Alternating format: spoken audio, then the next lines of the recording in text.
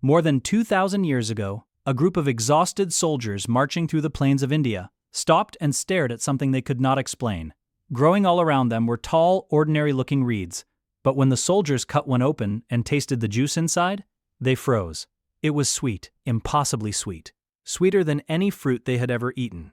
These were reeds, they said in amazement, that produced honey without the help of a single bee. They had no idea what they were looking at. They did not know that this humble plant would one day become more valuable than gold, that kings would empty their treasuries for it, that entire islands would be conquered for it, that it would fuel one of the largest and cruelest forced migrations in human history, build and break empires, and eventually work its way into almost every meal eaten on Earth. This is the story of sugar, a story that begins with wonder and turns into one of the darkest chapters humanity has ever written. The story truly begins thousands of years earlier, on the islands of New Guinea. There, as far back as 10,000 years ago, people first tamed wild sugarcane. They did not boil it or refine it. They simply cut the thick stalks and chewed them, letting the sweet juice run across their tongues. It was a rare pleasure in a world with almost nothing sweet in it. From those islands, the plant slowly spread outward, carried by traders and travelers across the ocean into Southeast Asia and, eventually, into India. And it was in India that everything changed. Somewhere around 2,000 years ago, people there made a discovery that would transform the world. They learned to boil the juice of the cane, to skim it, and to let it cool until it hardened into solid, storable crystals. For the first time, sweetness could be dried, carried, and traded. They called it sarkara, a word that would echo down through languages for centuries and eventually become our word sugar. That crumbly, solid sweetness even earned another name that we still use today: khanda, candy. For a long time, sugar remained a secret of the East, treasured across India, Persia, and China. Then, as the Arab world expanded, it carried sugar cane and the art of refining it across a vast stretch of the globe. Skilled growers learned to cultivate the thirsty plant wherever there was enough heat and water, building sophisticated mills and refineries. Sugar followed them from the Middle East, across North Africa, and into the edges of Europe. And when European crusaders marched into these lands, they tasted this strange, sweet substance for the first time, and they never forgot it. The craving they carried home would reshape the world. In medieval Europe, sugar arrived as something almost magical. It was so rare and so expensive that it was locked away like treasure. It was not sold in kitchens, but in the shops of apothecaries, weighed out in tiny amounts and prescribed as medicine to cure almost anything. Doctors recommended it for fevers, for coughs, for calming the stomach. Only the wealthiest nobles and monarchs could afford it, and they displayed it the way they displayed jewels. They built elaborate sculptures out of it to show off at banquets. They served it to impress. Sugar was a symbol of power, wealth, and status. It was even fashionable to have teeth blackened by it, because rotten teeth proved you were rich enough to afford so much sweetness. One of the most powerful queens in Europe was famous for her decaying black teeth, a fashion the poor would later imitate with paint just to appear wealthy. But, as the demand for sugar grew, so did a terrible hunger to produce more of it. And this is where the story turns dark.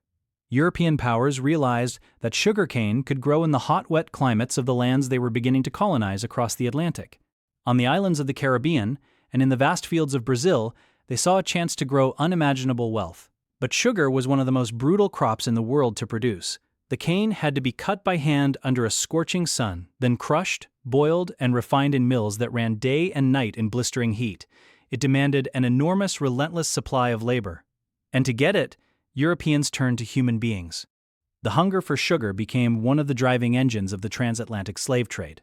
Over the course of centuries, millions of enslaved Africans were torn from their homes, packed into ships, and carried across the ocean to work and die on sugar plantations. Ships sailed a grim triangle across the Atlantic, carrying goods to Africa, enslaved people to the Americas, and sugar back to Europe.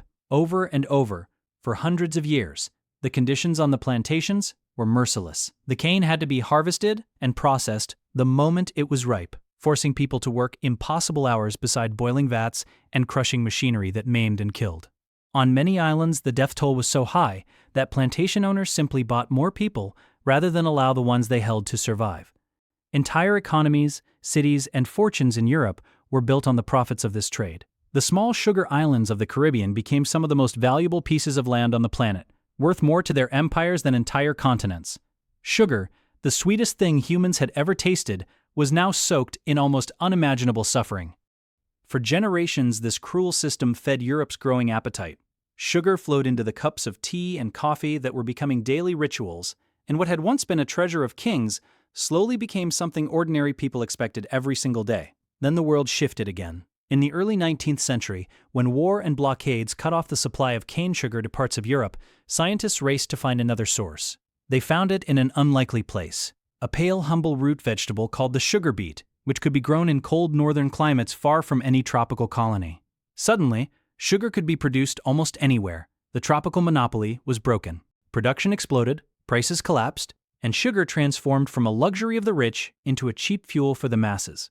It powered the working class through the long, grueling hours of the industrial age, a burst of quick energy in a spoonful. And so sugar completed its long journey from priceless treasure to everyday staple.